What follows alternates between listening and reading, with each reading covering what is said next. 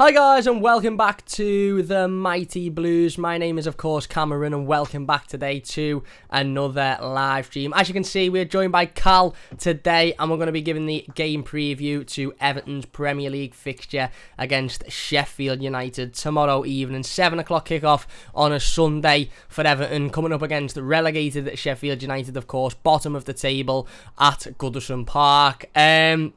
Listen, this is a game that I'm sick of saying an absolute must win, a game that we absolutely must win, this, that and the other, but the reality of the situation is this is a game that we absolutely must win. I mean, you know, it wasn't an ideal result on Thursday night, it wasn't the worst result in the world, it wasn't the worst performance in the world, but it wasn't an ideal result by any stretch of the imagination, especially considering, you know, we're obviously fighting for those European places. We all sat here and said, realistically, we need at least 9 out of 12 points, and you know, obviously we only took a point on Thursday, and now we've got Sheffield United, Wolves and Manchester City away from home, which is the big one on the last day of the season. Who knows how that one will pan out. Obviously Manchester City got a Champions League final just 6 days I think after that one, so we'll have to wait and see. But this is a real must win now. If we don't win tomorrow, then I think we're looking down the you know, the battle of another disappointing season. And listen, Everton could finish 8th this season and it would be an improvement on what last season was, but just said to Cal off camera then, if Everton finish 8th, then what's the difference between finishing 12th and 8th, to be honest, because you don't get in Europe, you don't get anything out of it. So the fight is still on for those top 7 places, top 6 places, those European places, but Carlo Ancelotti said himself that we need 9 points out of 9, and one of those games is Manchester City, who are the current Premier League champions, away from home, so that's going to be extremely difficult. But one thing's for certain is if we don't get all 3 points tomorrow, then we can wave Europe goodbye for another season, because let's be honest, not only will it become very difficult, you know, mathematically for us, especially if teams like Spurs and you know, West Ham play today, a little bit later on today. I think you've got obviously Liverpool who beat Manchester United on Thursday. Especially if those teams start picking up points, it'll be mathematically difficult. But look, and this is no disrespect to Sheffield United either, if we can't beat Sheffield United at home, then we don't deserve to be playing in Europe. We shouldn't really be looking at Europe for next season if we can't beat a side that's been relegated for what, 2-3 months now at Goodison Park. I suppose the big worry is, Cal, mate, that it's at Goodison Park and we've been absolutely dross at home this season. This game worries me that it's got, you know, it's got the makings of, you know, again, a team that are relegated coming to Goodison, nothing to play for, no fear, and Everton, who have got, you know, everything to play for, coming up against bottom of the table, needing the 3 points. It just massively worries me, this one, even though it shouldn't, it massively does. But ultimately, mate, we've got to go out and we've got to get the win, haven't we? We've got to stamp our foot down a little bit, and if we can't get the win tomorrow, then, you know, we shouldn't even be really considered in Europe, should we? No, definitely not. But at the same time, I do think that we will win, and I do think it'll be a comfortable win. Because I think what a lot of people don't realise is if you attack Sheffield United, you're going to score. It's kind of like a guaranteed thing at this point, you know. I don't think Sheffield United are coming out with anything to play for. And unless we get the unlucky situation like we did with Bournemouth, where the players are coming out with this idea of, all right, let's get our price tags boosted up so we can get sold. But at the same time, I don't see that happening, because the thing is with the Sheffield United squad compared to the Bournemouth squad is it's a very team-oriented squad, and you notice that as soon as Chris Wilder left, how the team, you know, it was bad, but it's somehow even worse now, you know, under Heckingbottom. It's even worse, you know. Wilder was the glue that kept this team together, and, you know, they have had a few injuries, you know, losing Jack O'Connell ruined this season. But I do think it should be comfortable. I think Calvert-Lewin's coming up against his hometown club, and I do expect a big performance from him. Because at the same time, we weren't fantastic against Villa at all. We weren't even that good. But at the same time, I do think we could have won that game. Yeah. Let's face facts, if the referee wasn't on Villa's side, or maybe not even on Villa's side, but just being Martin Atkinson, then we would have won the game. Because in my opinion, we should have got a penalty from Emi Martinez trying to turn into Vidic onto Calvert-Lewin, and then obviously there was the whole Mings incident, but I think we've got to look past that, and I think the best way to go into these last 3 games is to just try to absolutely demolish Sheffield United, because let's just face facts, if we can put 4 or 5 past Sheffield United, that's a big confidence booster going into Wolves after this. And, you know, I've said it to a few people now, City will not care about this last game of the season. Look at what they've just done against Newcastle. City could not care less about the rest of the season. City are just trying to get everyone medals now at this point. So I do think on the last day of the season, if we come out and we do play at our best, we can beat City. But it's about not dropping points to these low to mid-table teams like we have done all season. Yeah, that's it. Absolutely spot on. Like you said, I think the City game is a big opportunity in a couple of weeks' time. But the reality of the situation is, if we lose tomorrow and then lose to Wolves on Wednesday, which I don't necessarily think will happen, by the way, but let's just say we did, then even if we go out and beat City on the last game of the season, yeah, it'll be nice and it'll be a good win and it'll be another, big six side, if you like to call them, or scum six, whatever you want to call them, side that we've beaten away from home this season, and it would be brilliant. But the reality is, like you said, we need to stop dropping points against the teams in which we've been dropping points against this season, and that's been the likes of, Sheffield United's and Wolves. I know we beat both of those teams earlier on in the season, but it's those calibre of sides that, we haven't done so well against. And look, ultimately, you're spot on. Everton should have more than enough to go out tomorrow and win this game of football. The thing that worries me the most is every time we seem to come up against teams in this situation, where they've already been relegated. I remember Bournemouth, you mentioned last game of last season at Goodison Park. Again, we didn't have really anything to play for in that game, but Bournemouth had already been relegated. They turned up, they played Everton off the park. Josh King, I think, played in that game for Bournemouth and was absolutely brilliant.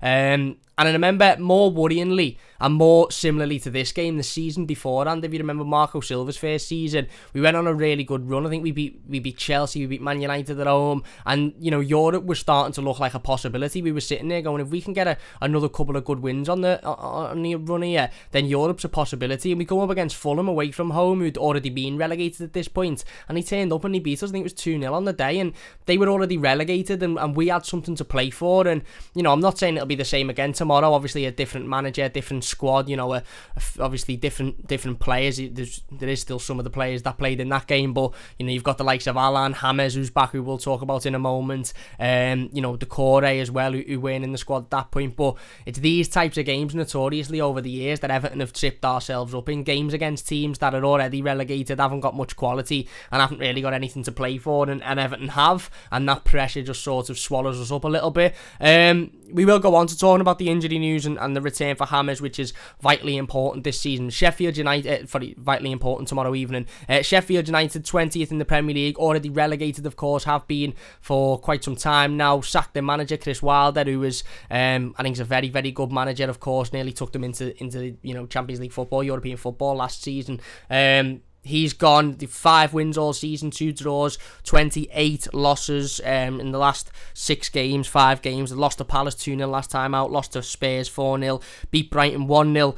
They lost to Wolves and Arsenal before that as well. There's even given our really poor home form this season, Callan, and has been absolutely shocking. And these have been the types of games that we have dropped points in, and we have come away from thinking, oh, how haven't we won that? How have we lost that game? There isn't any excuses, tomorrow. There really, really isn't any excuse. It's gonna have to come a time, and obviously we play Wolves next Wednesday, and that's at Goodison, and that's the first game in front of fans for quite some time. But there's gonna have to become a time where we kick ourselves up the arse a little bit, and we just turn up at home for once, because the home form it's not just been really worrying, but it's been really surprising for me, because I've always felt like, every time we go into games, I felt it before the Palace game a couple of weeks ago, I felt it before the Villa game. I'm sitting there thinking, right, this is the game now. This is the game where we just turn up and we just win at home and we just perform really well. And we haven't had that. We haven't had that since the start of the season, but it has to be that tomorrow, doesn't it? This has to be the game where we don't turn up with that mentality of, oh my God, we've been poor at home this season. We just turn up and show that we're much the better side. We've got a lot more quality in our squad, and we go and beat this Sheffield United team. Yeah, I do think, like I said, we go and beat the Sheffield United team. But I think the one problem this season has been for a lot of teams is there's no pressure at playing at home anymore, because let's face it, if Goodison was full, I honestly think we'd be in a Champions League contention. Not sat 8th, we'd be sat 5th or 6th. But at the same time, when you go and play away, there is that pressure still. You've got to go and perform away. You've got to go and pick up all these points away as you can. And that's why we've done so well. I think what it's shown is that this team weirdly can perform under some kind of pressure, but then it can't perform under other times. It's really weird. Yeah. And I don't know how to explain it. It's like, because in the big games, I do think we perform. Yeah. But I think at the same time, then we get complacent, and then stuff just starts to go off the wheels for us. But I do think we can win, and I do think we will win. And I do possibly think that, this could be Everton who decided to just take us to the last second, give us a heart attack, and then we managed to win the last 3 games and sneak into like 6th. Because I do think Tottenham are going to drop off. I think West Ham have started to show a decline. You know, what is it? 5 out of the last 10 they've lost. They looked absolutely abysmal against us. You know, and I know they're playing a team like Brighton. Is it Brighton? Brighton tonight, yeah. I do think Brighton could do them in because we know what Brighton are like. Brighton are a team that can shock anyone. You know, and I really do think that this could be a big sign for us. But I just don't know at the same time because every time I've tried to put some optimism into this team, they've crushed it. But at the same time, I do think we've missed James. I think that's been the one big problem with the team. Absolutely. Dom and Richarlison seem to have this weird problem where they can't seem to link up properly yet. I don't know if it's because they need someone else behind them to kind of instruct them into what they're doing, but I think we could have put 3 or 4 past Villa if those two were clicking. But I do think it's something that'll be fixed over time, and I do think at the same time this is a transitional season. So being what? If we finish 8th, 2 points off the top 6, that's not a bad season at all. It's a massive improvement, and we can only get better, in my opinion. Absolutely, I agree. You're spot on. You know, again, it's mad this season because, like as you mentioned, the away form has been, you know, it's been champions of England quality away form. There's only Manchester City who have got a better away record than Everton this season. 11 away wins. No other team has gotten that other than Manchester City. But then you look at our home form, and again, I haven't seen the home form table, and I don't really want to see it either. But you're probably looking at one of the worst in the league. You're probably looking at a relegation form for our home record. So it's not. It's not unusual for Everton to be, you know, one end of the scale with our home form and one end of the scale with our away form. Usually it's flipped round. Usually we've got one of the best home records in the league and one of the worst away records. This season, it's been a little bit of a difficult season. It's been a mad season for everybody, and it's flipped around this time out. But no, I agree. I think, you know, we've massively missed somebody of the quality of James Rodriguez recently. We'll talk about him in a second. He is back for this game. Carlo Ancelotti confirmed yesterday.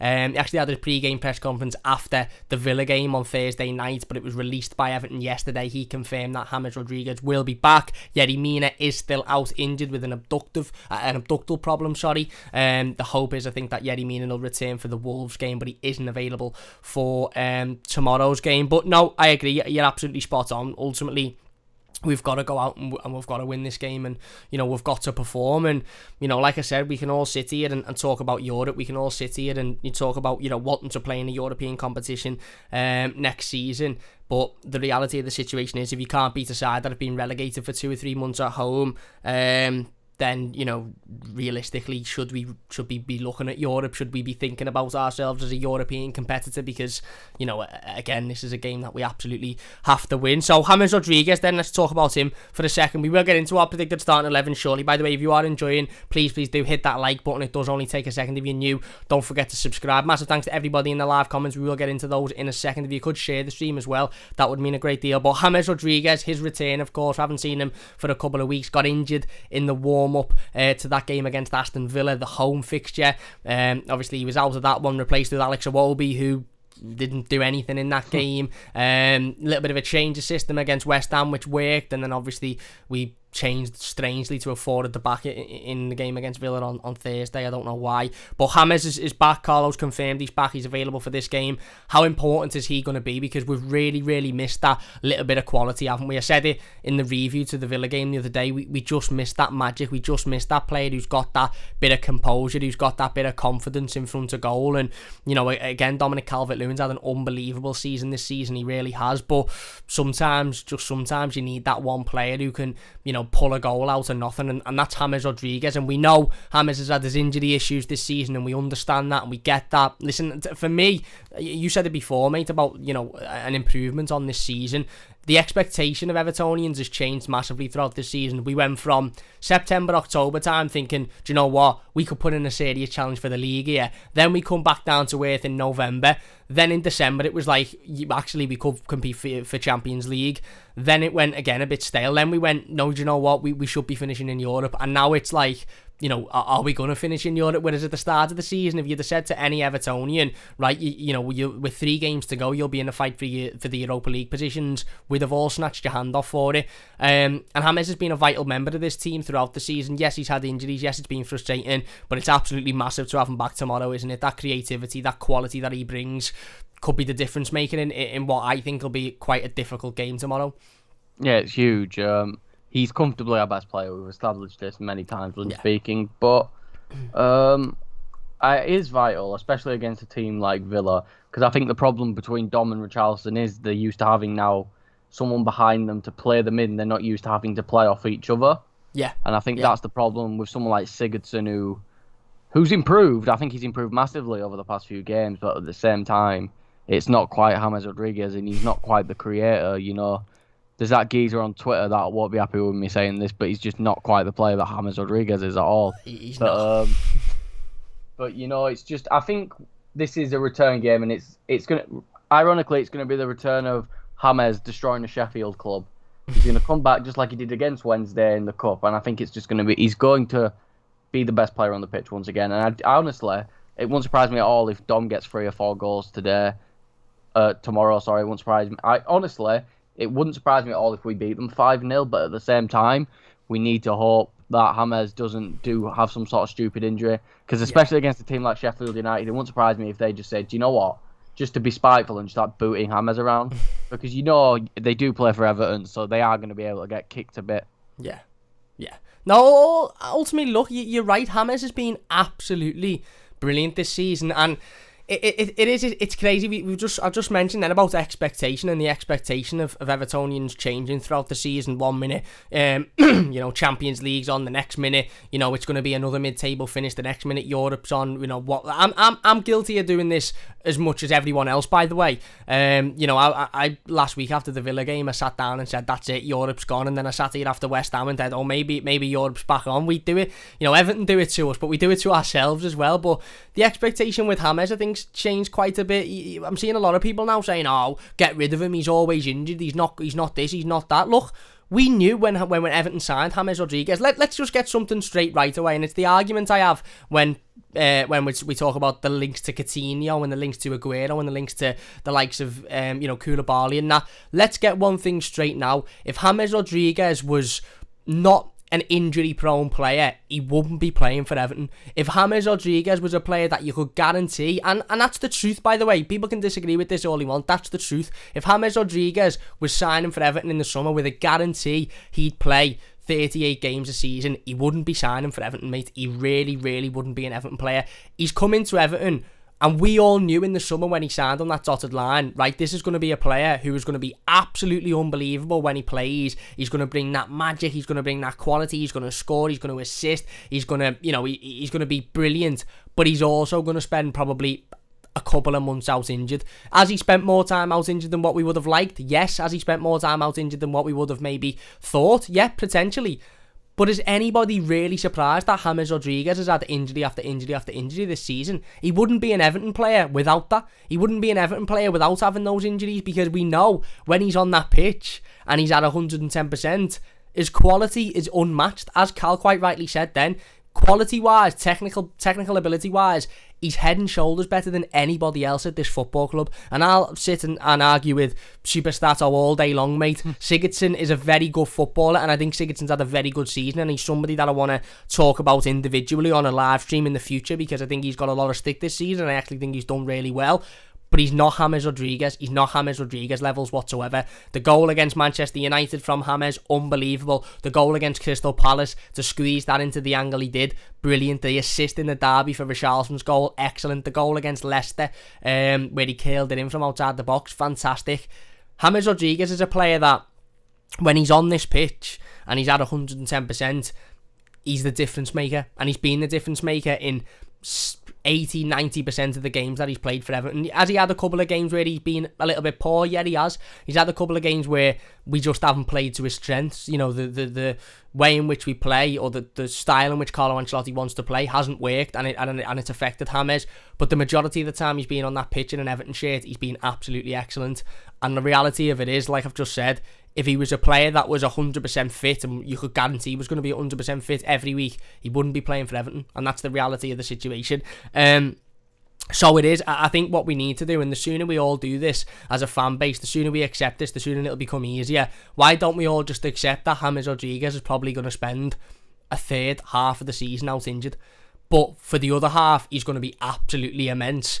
but he's going to spend a lot of time out injured. As soon as we accept that and we start to accept these injuries in training and these injuries in the warm-up, then we make it a lot easier for ourselves. And I think the club need to accept that as well. And the club need to go into the summer going, well, James is brilliant and he's fantastic. And when he's on the pitch, he's perfect. But we need to bring somebody else in that can do a similar role because he's going to spend a lot of time out injured. And that way, next season, we go into the season. And when James is injured, we go, that's fine because we've got... Just throwing names out, we've got a Buendia, we've got an Ivan Toney, we've got a Leon Bailey to fit in there. So again, we'll miss James, of course we will, but it's not too big of a miss. Whereas now you're going from James Rodriguez to Alex Iwobi, and that's like saying to someone, right, we're going to have a £400 fillet steak with peppercorn sauce and chips and all of this for tea, and then 10 minutes later going, actually no, you're going to have an apple, and that's it. That is the difference. Whereas if we say we're going from a fillet steak with peppercorn sauce and chips to a roast dinner, you go, okay, not quite as good, but still, decent. I'll have that. I'll scan that. And it's a weird analogy, but that's my point. Everton are now going from James when he's fit and it's brilliant, and then when he's not fit, we all sort of, are annoyed and frustrated and angry, and that's fair enough, but we all then project that onto James. Oh, he's never fit, he's this, he's that, he's pointless, he's all this, he's all that. It's not James' fault that when he's not fit, the drop of quality is significant. We knew when he signed he wasn't going to be fit for the entire season, so I think we just need to enjoy him while he is fit, mate, and he's going to be massive, absolutely massive tomorrow. I think he really, really is. He could be, and I think he will be the difference maker. Before we get into our predicted starting 11s, we will get in the comments in a moment, but I want to talk about the reverse fixture, mate. Sheffield United away from home, Boxing Day. It was a difficult game. Don't know if you remember it. Gylfi Sigurdsson scored in the... Well, of course you'll remember it. Don't know why I said that as if it's about 10 years ago. Gylfi Sigurdsson scored in, I think, the 80th minute, something like that. But Sheffield United defended really well in that game and we struggled to break them down, and it was a different style of away performance than what we've seen all season, wasn't it? What we've seen for the majority of the season away has been teams that have come at Everton and we've sort of went, go on, you can have the ball, you come at us, you break us down. Sheffield United didn't. They sort of done that to us. They sort of went, right, yeah, you have the ball, you break us down, and we sort of went, hang on, we don't really know how to do that.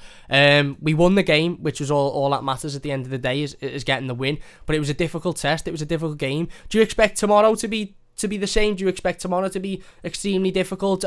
You mentioned, Sheffield United's quality. The issue I have with this Everton team I'm not worried that Sheffield United will score tomorrow. I'm not, because I'm not worried that Sheffield United will win. My big worry is, will Everton have the composure? Will Everton have the quality? Will Everton have the, because ultimately we can sit here and talk about, oh yeah, Sheffield United mightn't score and they've got a bit of a shaky defence, this, that and the other. But like you quite rightly mentioned before, Cal, we had chances to beat Villa the other night. 3-4 chances to beat Villa the other night. We had about 15 chances against Palace a couple of weeks ago and we didn't win that game either. So ultimately, it's on Everton tomorrow, isn't it? It's on Dominic Calvert-Lewin, it's on Richarlison, it's on James, it's on Sigurdsson, whoever else plays in that forward line. It's on these players to go out and beat this Sheffield United team. Yeah, it is, but I feel like we didn't have James for the first Sheffield game either, did we? No, I don't think we did, because I think Sigurdsson played in that role instead. Well, yeah, so there you go. You've just mentioned the composure, the quality. That's the thing that James brings. James makes all the attackers around him much more calm, Yeah.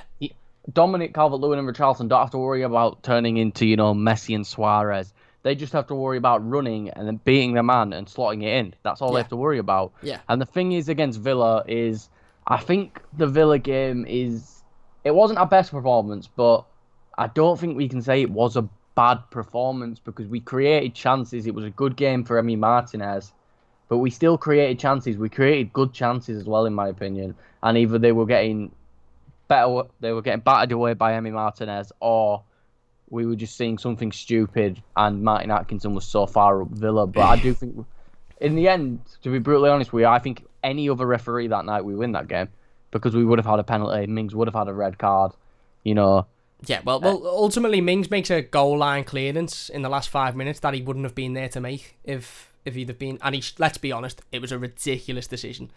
Well, yeah, there you go. So you've got to look at it. It's not like Villa are a bad side. I do think it should have been 3 points, and we'd be saying something completely different going into this. Yeah. But we've now got to move past that, and I do think this is a game we win comfortably, in my opinion. even if it's just 1-0, I think it's going to be a 1-0 where we create chance after chance after chance and we can't put it away. But Sheffield United aren't doing anything, kind of like the West Ham game where West Ham were getting to the edge of our box but we were up, I don't know, it might have just been me, but we were defending so well to the point where I was sitting back and going, West Ham aren't going to score here, I'm not worried. Yeah. But I just think what we need is a dominant win. What we need is in fact, a 3-0, a 4-0, a 3-1, a 4-1, something to really give them confidence going into Wolves, because Wolves are an iffy team. Wolves still don't have most of their attack together, but if you don't come out focused against Wolves, they can catch you. Yeah. But if we can come out after battering Sheffield United and hopefully with Hammers not crippling himself again, and be like, you know what, we can do this, and then we'll go into City where they'll probably still have Carson in goal and they'll be playing Aguero, which it's mental to say that Aguero's the striker you don't worry about as much anymore when you're playing City. Yeah. But I feel like it's kind of this idea of people are like, City's second team could beat Everton's first team. We won't even probably be playing City's second team. It'll be City's third string team. Yeah. So I think all we need is we just need to keep the confidence up. And I do think that's something that we can do. We've always been notoriously bad at finishing seasons, in my opinion. We notoriously just have bad finishes to the season. But I think if we can finish, because in my opinion, we can squeeze sixth. Yeah. If we win all 3 games, maybe even 5th. We're not far off at all. I think we're 2 points off 6th, and we're, let me check, 4th. Well, had we won on Thursday, we'd have gone into the top 6. Obviously, Liverpool would have leapfrogged us with the win over Man United. But I said it on the review yesterday. Imagine the pressure on Liverpool if they look at their phones before the game and go, Everton have beaten Villa there, Everton have gone into the top 6. Liverpool would have looked at the phones and gone, Everton have dropped points again there, so not much pressure. Well, nothing really on us. If we go out and win, we go above them. It's one of them, innit? Yeah, exactly. But we're 4 points off 6th, and the thing is, 4 points off 5th. Sorry. So it's not impossible. We're really close. We're still fighting for Europe. We're still in the race. Yeah. But what we need to do is we need to win against Sheffield United, because let's face facts. If we manage to draw with Sheffield United, we're then relying on all the teams around us to lose. Yeah. And that's just something we don't want. Arsenal are creeping up on us, and even though I'm not particularly worried about Arsenal, it's still a possibility if they go in and have a good little end to the season, especially with Arteta trying to save his job as well. But I think we just need to come in, hopefully pick up 9 or 7 points. A draw against City will probably still do as well, but we need to win against Sheffield United and Wolves to just make sure we can guarantee ourselves, hopefully, some form of European football.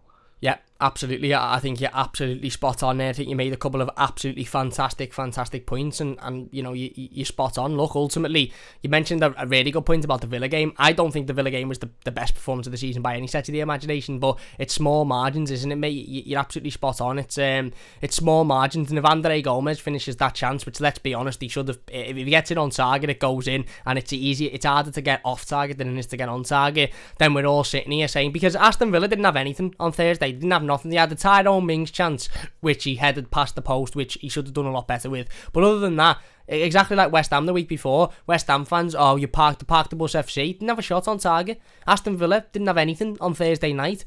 If Andre Gomez finishes his chance, or Don puts one of his away, or Richarlison puts one of his away, then it's a different conversation. Then we're sitting here saying, right, we've won that game. The opposition didn't have anything. We defended well, and we took our chance when we needed it. Whereas it's mad, isn't it, when you don't win, it's how the narrative is so different. Exactly like if Dom would have, fluffed that one against Fabianski against West Ham, it'd have been a different game we were talking about. But no, I agree completely. We've got to go out and win. We absolutely have to. The City game, it is a big chance, because I agree with you, mate. I do think they'll put out a bit of a weakened team. I think they'll put out a team that, let's be honest, will have one eye on the Champions League final a few days later. But we can't be relying on, City will put a weakened team out, so we might get something there. We have to go out and get 6 points out of these next 2 games. It's nothing less is acceptable. Let's get into the live comments then, and then we will do our predicted starting 11s. Massive thanks to everybody for watching live. If you are watching and you're enjoying, please do hit that like button. Boss having Cal back on again. I haven't had Cal on for ages, so I'm made up to get him back on. He'll be on loads more in the future as well, by the way. Definitely if we lose today, I think I'll just say to him, yeah, you do the rest of the season, I'm out. Max says, I'm only messing. Max says, even and Cam, even and Max. Forgotten World of Movie says, hi Cam, I must win this one. 3 points is a must. You're spot on. Philip says, hi, you sexy brutes. There you go, mate. There you go.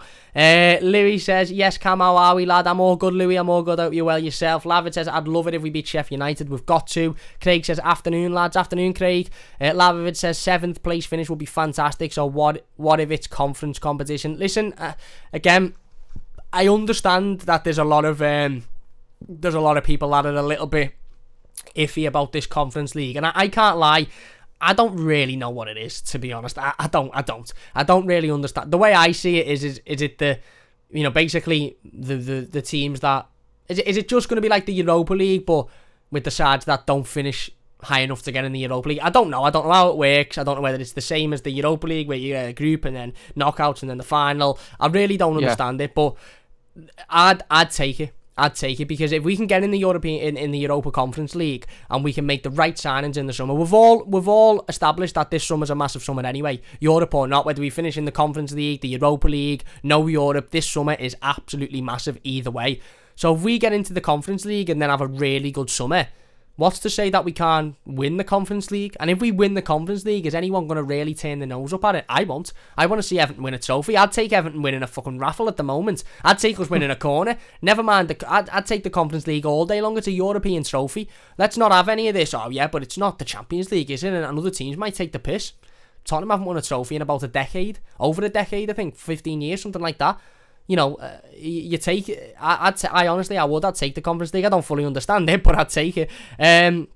Cam says, Whammy says, Cam lad, nice to see you at a reasonable time. Hey, Phil, how are you? Phil says, hi, Whammy, good yourself. Lavid says, I honestly think we'll win this Sunday. City's last game will be the big test. Also, I have Wolves and Leicester scarfed at the ready when Spurs play them, although we must win our games first. You're spot on, and that's something that Cal alluded to just then.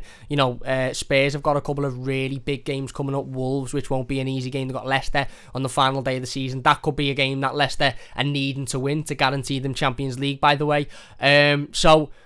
Cal's right. Ultimately, we could pick up 4 points. Well, all right, we could pick up 6 points and still get into Europe. I think we need more than that, but we could pick up 6 points and still get into Europe. But we'd be relying on those other teams dropping points, and I don't want that. I think for us to be looking at it in as safe a situation as possible, we need to win these next 2 games. Whammy says he's just tattooing himself. Is right, mate. I hope you're doing it safely. I hope you're doing it sterilised. Whammy says it's not as bad when you do it yourself. I mean the tattoo. Louis says all the Everton dads fuming about Hammers like he doesn't get kicked every game. Lavid says, let's be honest, when you talk about Hammers, you look at him in his best, and I don't even think I can say that word. Accentuate, yeah. The positives. I'd rather have Olsen on the wing than Iwobi. Spot on. Whammy says Ben Olsen can cross a ball, and Lavid says indeed, Whammy. In fact, I'd rather play Speedo Mick. And Whammy says Speedo Mick would distract the opposition. He would. Craig says, love your analogy quotes, Cam. Cheers very much, Craig. Really, really appreciate that. Well, we'll get back into the live comments in a moment. Let's get into our predicted starting 11s anyway for this game, because I think this could be a really decisive starting 11. Obviously, Carlo Ancelotti changed it a little bit against Aston Villa. He went back to a 4 at the back, which I don't think worked at all. But who knows what we'll see tomorrow. Cal, do you want to go first? Do you want to do your goalkeeper and back line, and then I'll do mine, and we'll go back to back as we always do? Yeah, I think. Good news for us. This is going to be, if I'm right, this is the first time we've had a full strength team, isn't it? It's since other than Yerry Mina and Gabaman, yeah. Yeah, but let's be fair. This is the first time we've, because I would say our full strength centre backs, as I'm giving it away here, is Keane and Godfrey. So I think this is the first time we've had a full strength team since December, November? Yeah, well, for a long time. We've actually got a bench for once. So anyway, in goal, Jordan Pickford, I do think he's been fantastic, as I've said this season. I think he's been a lot. Doesn't get enough recognition he deserves. I didn't even know this. He saves 70% of the shots that come at him. Highest save rate in all of his Everton career, I believe. Yeah, it is. I think he's ranked 6th. Yeah, he's around You that know, mark, yeah. 6th, 7th. which is still really good. He does still have a clanger in him, but I think you don't see those clangers nearly as much now. No. Like, for example, look at someone like Leno. If that was Pickford, he'd be getting crucified. Yeah. And I do think Leno's a good shot stopper, but at the same time, you've got to look at it as imagine if I think Leno's made 5 errors leading to goal, something ridiculous. If that were Pickford, he'd be getting crucified. But I think Pickford's been really good this season, and I think we're starting to see the upwards trajectory now. I think with a good Euros campaign, because I do think he starts because of his distribution, and we could really see Jordan Pickford continue improving because he's still quite young, isn't he? Yeah, he's 20, 25, 26, something like that. Yeah, so he's a baby for a goalkeeper still. Yeah. But I think it's only going up from him at right back. I've gone with Seamus Coleman because Seamus Coleman's turned the clock back 5 or 6 years recently. This is like he's playing before leg break form, which is something we all thought we'd never see again. Like, don't get me wrong, I still want a right back in the summer, but all we can do is praise Seamus Coleman. He's been fantastic, and I do think it is because he's been allowed to go forward a little bit more. So he's had the roam to. He's basically played right midfield. Oh, I've just hit my mic. He's basically just played right midfield, hasn't he? Yeah, well, he did, didn't he, against against Villa. But I do think what it is what this team looks to me like is it's just the fullbacks bomb forwards and Alan drops, and it's like a weird 3 at the back. I think that's kind of what we do. Yeah. But yeah, I think Coleman's been fantastic, and he doesn't deserve to be dropped, especially not for Mason Holgate. I don't think Holgate's going to play for Everton again, to be honest with you. Do you not think? I don't, because we don't. Carlo don't want him anymore, does he? There's rumours out there, but I think everything is. There's rumours flying in left, right, and centre, isn't he, at the moment? And until I see Koulibaly in an Everton shirt or Mason Holgate in somebody else's shirt, then I'm taking them all with a pinch of salt. But there's certainly rumours floating about recently about Mason's future. Yeah. Yeah, but I think if you thought of any Everton rumour about someone leaving, it'd be Bernard or Holgate, who are the most likely. Because Holgate, I don't know what's happened to him. He's been dreadful. He's been like beyond dreadful for Everton, and it's like last season he was our best centre back, Yeah. So it's like, were our centre backs just that bad last year that we made Holgate look good? Or is there something up with Holgate? But I don't know. I just don't think he should play for Everton again unless he has to. Because he's just not shown anything to deserve it. Like, don't get me wrong, as a rotational option, I won't mind, because I do think one thing we're going to see in this Conference League next year is Gordon, Branthwaite, and Kunku all staying at the club and playing in the Conference League. Because let's face it, we can beat the team that's finished 5th in Denmark with a second-string team. Well, you know what I mean? Because they're like a League One club. We always do well against the League One clubs. We always put 3 or 4 past them. It'll be like the early rounds of the Carabao Cup. Hopefully, I think the Conference League will start getting tricky when you get into the knockouts. But I think the groups should be. You'll get one decent team from like Germany, France. You might get one of them. Yeah. But then you'll get 2 real look at like Arsenal's Europa League group. But imagine that even worse. Like, imagine instead of playing the Irish champions, you play the guys who finished 3rd in Ireland.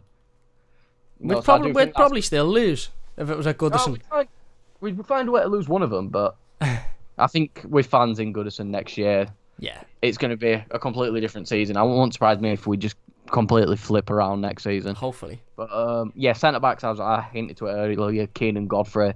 Godfrey is, like I've said a million times, my Everton player of the season. Dom could score another 15 goals in 3 games, and Ben Godfrey is still my player of the season. Like that pass against West Ham, he turned into Xavi for a minute, and it was like I knew he could pass, but I didn't even expect that. Yeah, it was. But it's just like, and Keane's the safe option. Keane will just get rid of it, and then Keane will just make sure that it doesn't go in the net. Then we have someone like Godfrey to drive the ball forward and stuff like that. But we've got 2 centre-backs who are good at distribution, and I think they're our 2 best options. And I do think Mina, when he's fit, we will eventually move to 3 at the back. But for now, I do think we stick with a 4 at the back because I feel like it's much safer for us. And at left back, we've got Digne. I feel like this is a game where Digne is going to like really, really get back to his best for us when it comes to creating. Because I do think without James, Digne kind of has to put everything on himself creatively. And we really shouldn't be making our left back do all the creative work. So I do think we're going to see Digne at his best with James back. And I think the best part about Digne is he's got the license to roam forward against a team like Sheffield United, because they don't really have anyone. They like us. They don't really have anyone truly pacey, do they? That I can think of. Yeah, they've probably the best player is probably McBurney, isn't it? I think they'd say, and he's in his 30s, I think. They're not blessed with an awful lot of plays. They've got a player who Everton have been linked with a lot, Sander Berge, who's obviously been linked with Everton a number of times over the last couple of weeks or so. So it'll be interesting to see how he performs tomorrow. He'll probably outrun everybody, even though I've been sitting here saying he's not very pacey for the last week or so. But no, fair enough. Getting into mine then, I'm going to go Jordan Pickford in goal. As Cal said, he's been absolutely excellent recently. Hasn't put a foot wrong for me since the Merseyside derby. Is, again, kept another clean sheet on Thursday, which is probably the only real big positive we can talk about. But he's been phenomenal. The goals that we've been conceding recently haven't been through him. He's made some absolutely excellent saves as well. Like the Aston Villa game at home, he was phenomenal in it. Could have been 4-5-6-1 if it wasn't for Jordan Pickford. So Jordan stays in goal. I'm going for the dreaded 5 at the back that nobody likes, and I don't really like either. And I've sat here on live streams with Cal before and on my own and spoke about how I really dislike the 5 at the back, but I think what the 5 at the back offers us at the moment is the ability for our fullbacks to get forward a lot more, Luca Dean and Seamus Coleman to get higher up the pitch, and I think when you don't play a 5 at the back, you're then sort of having to play a left midfielder and a right midfielder, and we don't have any midfielders with any sort of pace. We don't have any wingers, so I don't love it. I don't particularly like the formation, but I sort of think it's better the devil you know at the moment. So I'm going with the 5 at the back. I'm going with Luca Dean at left back, of course. As Cal quite rightly said, he's been very, very solid recently. Gets forward, puts really important crosses into the box. And I actually think with Hammers back in the team, he'll have somebody that he can sort of play off. He'll have somebody as creative as him that can work with him, rather than it just being all on Luca Dean. I'm going with the back 3, obviously, centre back 3 of Ben Godfrey, left centre back, so he can slot in at left back when Luca Dean gets forward. Obviously he's played left back for a number of games this season when Luca Dean was injured. Completely agree with Cal, by the way. I think he's been absolutely outstanding this season. I think he's been fantastic. So he is going left centre back with the ability to slot into left back when Luca Dean breaks forward. I'm going with Michael Keane in the centre. Again, I don't think Michael Keane's very comfortable in a 5 at the back, but I think if you go 4 at the back, you're relying on players that have to play left midfield and right midfield that can't really play there. And I think if you stick Michael Keane as a centre back, if that makes sense, the middle of the 3, then I think he can look relatively comfortable, especially if you have him defending on the edge of his box rather than defending sort of going backwards. And then I have gone with Mason Holgate at the right of the centre back, purely because with Seamus Coleman getting up and down, Seamus Coleman obviously being right wing back, getting up and down, you can have Mason who's slotted into right back. I thought he was alright the other day, Mason. Look, he's been very sort of hot and cold this season, and he's had some bad performances recently. He's made some stupid mistakes, and look, again, like I said, he made a couple of really bad passes the other night. Other than that, he was okay, but let's be honest, as me and Carl said before, Aston Villa didn't have much whatsoever. West Ham didn't have much the week before, and he come on in that game. I think, let's be honest, I honestly think, for me, Yerry Mina, I love Ben Godfrey, I do love Ben Godfrey, and with the exception of Ben Godfrey, I think Yerry Mina's our best centre-half, in my opinion, anyway. I just think he's so solid. I think he's a magnet to the ball, and I think Yerry Mina's the only one. I like Michael Keane, I like Ben Godfrey, but I think Yerry Mina's the only one who really isn't afraid to get himself into a bit of fight. He'll push the striker, he'll let them know they're there, he'll almost get in behind them and go, come on, come on, I'm here, you're not going to have an easy game. And he done it with Antonio in the game against West Ham. He went straight into him, and I think Antonio, if you watch it again, it's quite funny, Antonio almost turns around as if to go, who's that? And then looks at Yerry Mina and goes, actually, do you know what, I'll leave that one there, because he's about 6'5", he's built like a brick, you know the rest, and I don't really want that fight, but obviously Yerry Mina is out injured. That's again an issue for Everton to address in the summer, is Yerry Mina's injury record. Obviously his contract's expiring soon, so that's a decision Everton will have to make. Like I said, Seamus Coleman, a right wing back as well, to get up and down the wing. I like Seamus, and I think Carl's right. I think Seamus has turned back the clock on a number of occasions recently, but I just think he struggles as a right midfielder. I don't know why. I just think his crossing needs to improve, and he struggles as a right back because he can't. I just don't think he can get up and down the pitch as much as we would have liked and as much as he could do, due to the injuries and due to fitness and stuff like that. So look, I don't particularly like a 5 at the back, but I think if we're to have any width, I think it's got to be that.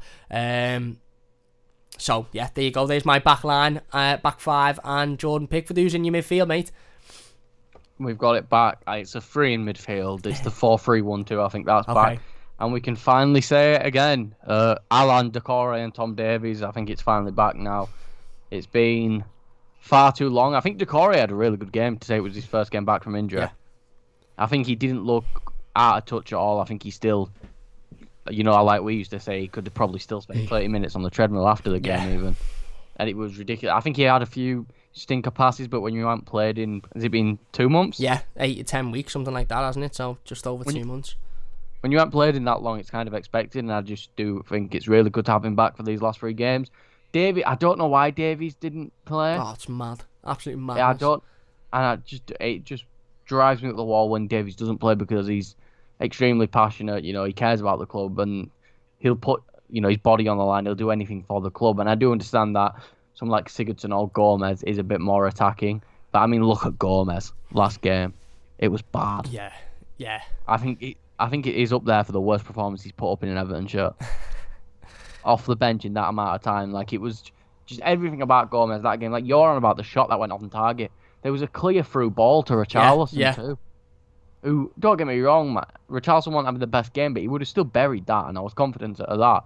But it's just, Davies needs to play for us because Davies and Alan kind of help control the midfield, and it also allows Decore to get forward a little bit more with his energy and his big strides, and I do think it helps us a lot. Yeah. So I just think that 3 in midfield is just, we have to talk about. Like, Alan, I think it might have been Villa.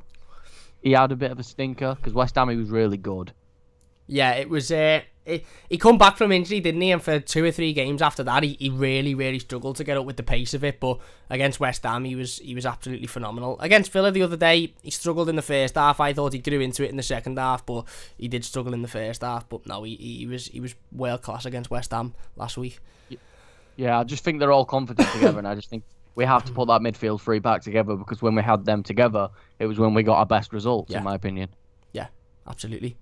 So it's Decore, Allen and Davis for you. For me, I've gone with 5-2-1-2 if you like, or 5-3-2, whatever you want to call it. I've actually gone with Davis, Allan and Hammers in the 10. I haven't gone with Decore, and there's a reason for that. Not because I don't think he was good the other day, or I don't want him in there. Look, Abdoulaye Decore is vitally important to this Everton team, of course he is, but I just think Carlo will look at it and go, right, okay, you played 90 minutes on Thursday, you're just coming back from injury, you've got Sheffield United at home, who, let's be honest, we should be able to beat even without Decore, and then you've got a really tough game against Wolves, and then Manchester City. So I think we're going to see rotation, and the worry I have is we'll all be sitting here tomorrow night at 6 o'clock and you'll see Gomez in there and Sigurdsson and Iwobi in there. We're going to see rotation, and I just think Carlo might take Decore out for this one, not because he was bad the other night or because we don't need him. We do need him. He's amazing, and I get that. Because he's fit, the instinct is, right, he's fit, so we need him, so put him in.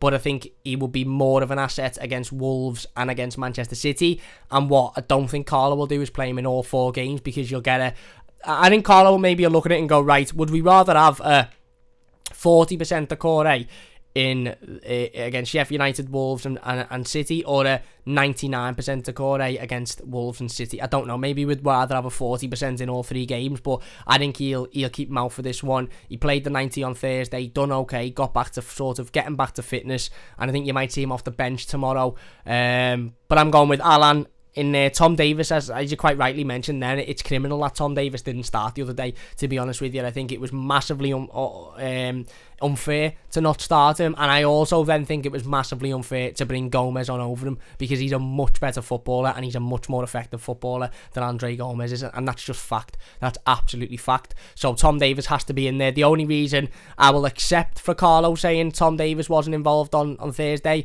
is because he was being rested for this game on Sunday. If he's not in there again tomorrow, then I've got real issues with that, because Tom was absolutely phenomenal against West Ham. He breaks the play up brilliantly. He's a battler. He's got heart. He's got fire. He's got passion. So Tom Davis has to be in there. Alan, again, there's not many other options. If we had, obviously we've got Tom Davies, but if we had another midfielder who could step in and do a competent job, then I probably wouldn't have Alan in there either, just to give him a little bit of a rest with the next couple of games coming up. But let's be honest, I'm not going to sit here and say Gomez or Iwobi in there or Sigurdsson as a centre midfielder. So Alan, I think, has got to stick in there. So I'm going with Alan and Davies as the centre mid 2 in sort of a double pivot, and then James in the 10. Look, James has to start. He's fit, he's available. Hopefully he gets to do the warm up.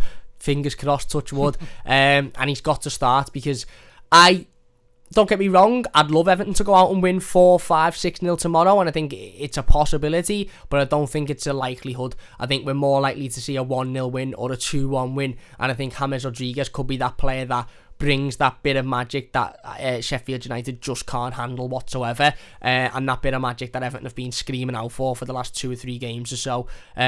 So James absolutely has to be in there for me, has to start. If he's fit, he's got to start, because he brings something that nobody else does. So I'm going for Alan Davies and James in the sort of 10. Who's your forward line?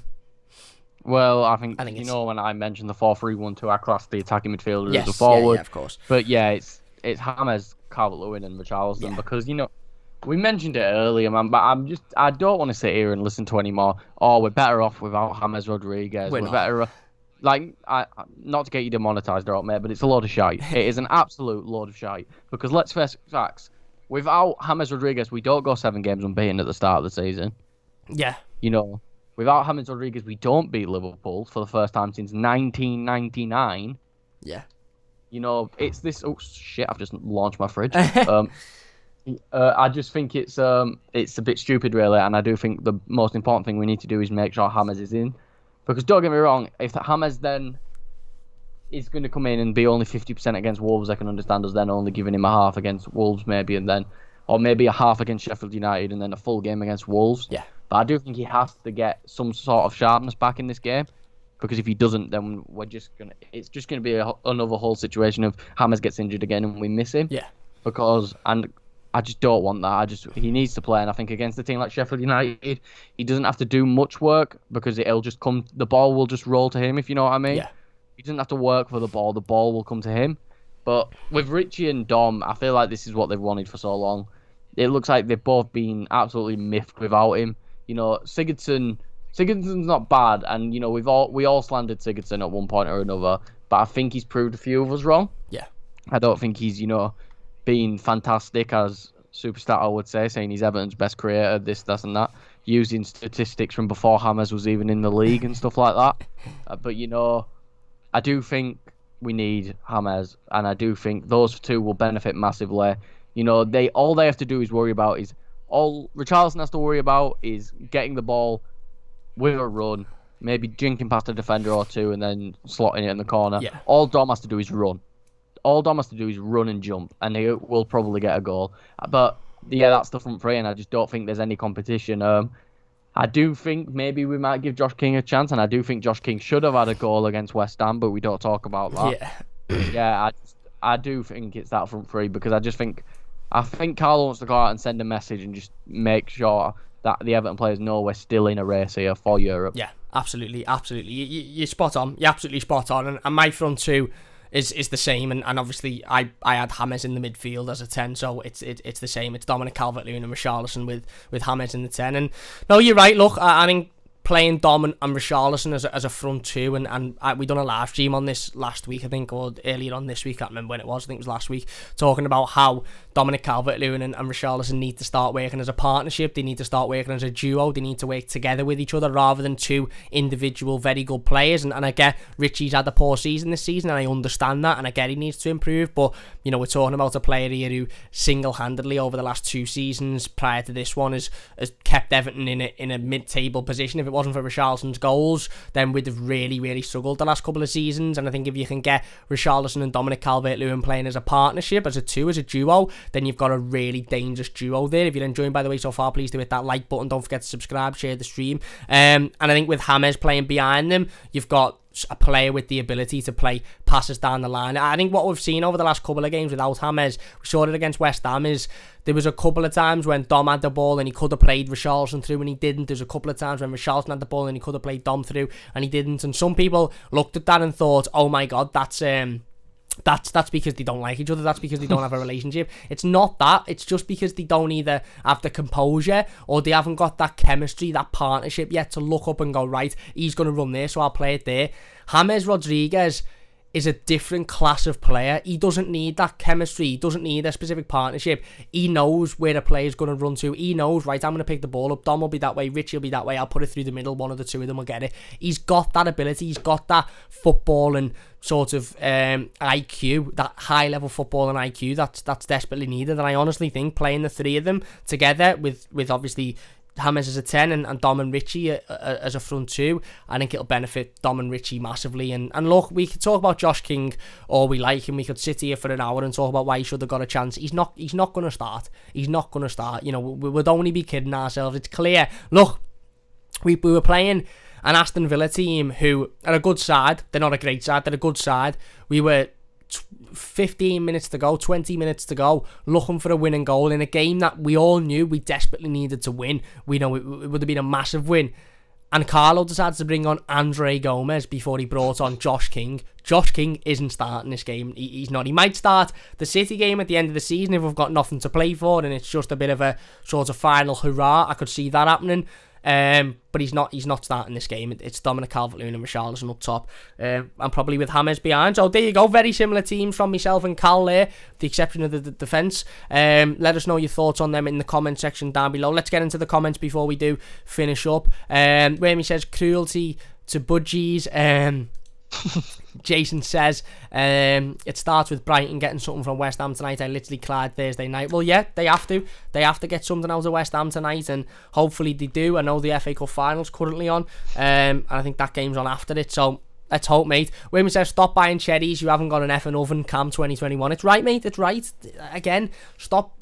I don't want it. We were linked with Koulibaly again today. I don't want Koulibaly. I don't. And I get he's a good player. Wait, what? I don't want Koulibaly, mate. I don't. I get, and my reasoning is the same reason why I don't want Coutinho. It's the same reason why I don't want Aguero. Koulibaly comes in and improves Everton, absolutely. But he's not what we need at the moment. If Everton, put it this way, and I've said it before, if Everton were a centre-back away from being the best team in the country, then yeah, go and spend 50 million on Koulibaly. If we were looking at Everton saying, do you know what? We are just one centre-half away from being champions of England here. We are one centre-half away from being champions of Europe. Go out and buy Koulibaly. Go out and spend 50 million on him, because he could be the difference between us winning the league and not winning the league. But we're not that. By the time Koulibaly's quality is really on show, it's 2 or 3 years down the line and he's probably retiring, or he's leaving Everton because he's 32, 33 years old. I want Everton to go and sign more players of the calibre of Ben Godfrey. Young players, big physical players with pace and energy, who have got something to prove, who've got a bit of a chip on the shoulder, who have got, I'd rather Everton go out and buy players that will be Champions League players or Champions League quality players in 2 or 3 years time, rather than players that were Champions League quality players 2 or 3 years ago, which work with James. But what we've seen with James is that everyone's been frustrated with him this season. Everyone's been fuming with him because he's been injured for a lot of the times. It'd be the same if we bought Coutinho. It'd be the same if we bought Koulibaly. So I get, listen, everyone's entitled to their own opinion, each to their own, but that's just where I sort of come from with it. Kalidou Koulibaly's a cherry, and he'd be fantastic if we had the cake, if we had the icing, if we had the sprinkles, and we just needed him, because he is a very, very good centre-half and he'd improve this Everton team. But he's not what we need at the moment, if you get me. We need the rest of it. We need the foundations. We need the wide players that have got loads of pace. We need the centre midfielder like Decore that can come in when Decore's out. We need another striker to back up Dominic Calvert-Lewin, because let's be honest, Moise Keane's more than likely going to leave. He was modelling the PSG kit yesterday. So yeah, that's just my thoughts and opinions on it anyway. Jason says, look at City last night. They played the keeper who hadn't played in 3 years. I thought Scott Carson had retired, to be honest, mate. When I seen him in the starting 11, I thought he'd been retired years. Shaman says, who's winning the FA Cup today? Well, I'd say probably Chelsea. I think it's 0-0 at the moment. We'll have a look now. Flash scores has just taken 45 minutes to load, but I'm pretty sure it's 0-0. But I'd if I was a better, I'd have money on Chelsea. But that's not me saying go and bet on Chelsea, by the way. Jason says basically Europa second division win. It means Europa at least. There you go. Where are we? Lavid says, I agree, Wormy. Wormy says, yes, safe, not sure. Wormy says, what is a midfielder? Who is Gabaman? Bring on the Rabiot, Bailey and Baku. And Cal says, up Baku. I'd love Baku. I think he's a brilliant player. If we can't get Max Aarons, go out and get him. In fact, there's an argument to say I'd rather him over Max Aarons, to be honest. I'd rather have Baku over Aarons. He's a brilliant player. And hopefully Everton are... are in that market for Baku and watching him as well. If you're enjoying, by the way, please do hit that like button. Jason says, I'd sum Mason up as Marmite. Gosh, that's a bit rude on Marmite. Jane says, Hammer's back. I wouldn't play him. We've done most of the season without him. I'd have him in straight over. I'd have him in. Jason says, more like calmness. He also says, I can see Carlo thinking, oh, it's Sheffield United. He shouldn't think that, because how many times have we thought that about teams at Goodison this season and we've lost? Johnny says, James expecting a great match from him and the team tomorrow. Let's hope so. Patrick Starr, what's happening, Patrick? He says, absolute BS. Some Everton fans saying ditch James. Like he's been injured and he's potentially one of our only world-class players. We get in 5 years, he will hopefully pick up some goals. Yeah, again, I get the frustration, I do, but we knew what we were getting with James. Luke says, as if we're playing Sheffield United, would you take Burge for 12 million? I personally would. Sander Burge is a good footballer. He's a good midfielder. He's a tidy midfielder. I just don't think he's what we need. I don't think he's got enough pace, to be honest, for what we need. I don't think he's got enough energy. But he's a good player. He is a good player. But I think we can have. It's okay, I think, for Everton to be linked with good players and for fans to not want them. Again, Kalidou Koulibaly's a very good footballer. Coutinho's a good footballer, but I just don't think they're what we need at the moment. We need more Ben Godfrey style. I was on Toffee TV the other day and Ped made a brilliant point. Ped said if he was the owner of Everton, and not that far, I'm sure he knows nothing about football, but if he was the owner of Everton, if he bought Everton and he knew nothing about football, he'd watch Everton once and go, we need more Ben Godfreys. Get me him in every position. Get me him times 3, 4, 5. Because he's the type of player we need. That grit, that fight, that physicality, that pace, that energy, that acceleration. We just simply don't have enough of that. Lewis says he'd rather Baku over Aarons. And Luke says my ideal someone would be Baku, Burge, Moussa Diaby and a backup striker. I think we need 2 wingers, to be honest. But look, we're going to talk about the summer an awful lot within the next couple of weeks or so. We'll have Cal on to talk about the summer transfer window as well and some potential signings. But first up, it's Sheffield United tomorrow, mate. And as we said before, just to summarise it and to finish up, it's got to be a win. It absolutely has to be. We can maybe get away with the points against Villa the other night, but this has to be 3 points. It's 3 points or nothing, isn't it? Yeah, exactly. It's 3 points, like you've just said. Let's face it. If we want to throw our season away now, we can. Yeah. If they want to throw our season away now, they can. But I think a lot of them, I have faith that a lot of them are sat there like, right, come on, boys, now it's time to wake up now. Yeah, absolutely. Because I do. Calvert-Lewin, I think Everton just released an interview, was it today or yesterday, of Calvert-Lewin saying he wants to be remembered at Everton for being one of the players to finally bring us a trophy, to do this, to do that. And I read that and thought, you know what? That's a good sign for us. But at the same time, it's not going to be a good sign if he's just saying this to kind of boost his own stock or something like that. But at the same time, I don't think Dom's the type of player to do that. So I do think it's a positive, and I do think, as I've said a million times, and I'll keep saying it, we go out and we do comfortably beat Sheffield United, and I think we move on to then Wolves, which may be a more difficult game, especially because, we all want Wolves to beat Tottenham, but if Wolves beat Tottenham, they then know they can beat Everton, and then it becomes a bit of an awkward situation. But I have complete faith in the squad. I do think we win, and then hopefully we can finish 6th or 7th and hopefully get ourselves some European football for the first time in 4 or 5 years, maybe 5 or 6 years even. Yeah, absolutely. Again, like you said, I think the Wolves game will be difficult, but it's the first game with fans in front of the at Goodison Park in front of the players. I think the players will turn up for that game. Tomorrow, again, we're playing a relegated side at Goodison Park. It should be an easy win. It should be a comfortable win. Do I think it will be? It's Everton, so you never know, do you, with Everton? But we've got to go out and win. It's simple as that. Sheffield United, I don't think it'll be an easy game. I think it'll be difficult, but we need to go out and win. Ultimately, if we don't go out and win, then kiss Europe goodbye anyway. Even if we finish in Europe at the end of the season and we don't win tomorrow, we really need to reevaluate ourselves, because these are the types of games that you've just got to go out and win. And look, I think we will win. I do think we will win. But I'm more worried about this one than I was the Villa game and the West Ham game, and that's purely because I think the writing on the wall for this one is aiming everything towards Everton not winning because of again, it's just the type of game that Everton don't win. But go out and change that, Carlo, tomorrow. Go out and change that. Go out and beat Sheffield United 4-5-0 and come out in the interview afterwards and go, well, of course we're going to win because we've got much more quality than them. We're a much better team than them. Go out and do it. Let's not go out and lose and then go, oh, well, the players wanted it, this, that and the other. No excuse for tomorrow. Absolutely no excuse. Well, look, we'll finish it there then. Cal, massive thanks for joining us. Don't forget to check out Cal's Twitter, by the way, in the description. Follow Cal. He'll be on loads more in recent weeks. We haven't had him on for a while, but he'll be on loads more in the next couple of weeks or so. Cal, anything to say before we finish up, mate? Just the usuals, really. Follow me on Twitter.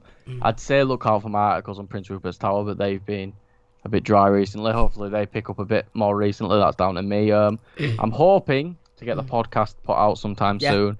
It is a bit dated though. Me and you recorded that like a month ago, didn't we? Yeah, it'd be alright though. So I think we might have to re-record that, but I'm hoping I can start getting that done maybe next week, the week after.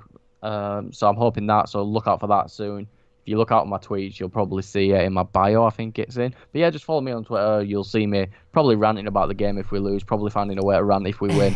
But yeah, just thanks for having me on, Cam. Brilliant. Thank you very much for coming on, and a big thanks to everybody for joining us live. If you have enjoyed this one, please do hit that like button. Massive thanks to everybody in the live comments. If you're new to the channel, don't forget to subscribe as well. We'll be back, of course, tomorrow with the instant match reaction and the player ratings. So don't forget to join us for those straight after the game. Whammy says, see you guys, take care. Cheers, Whammy. Fred says, you guys reckon it might not be a good idea to do your stream while the cup final is on?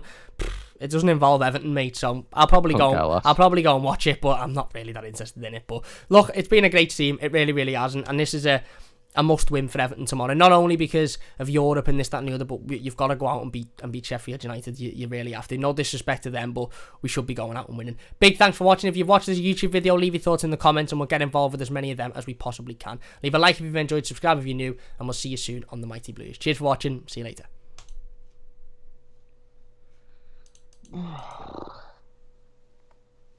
There we go. I think we're done. I think we're all sorted.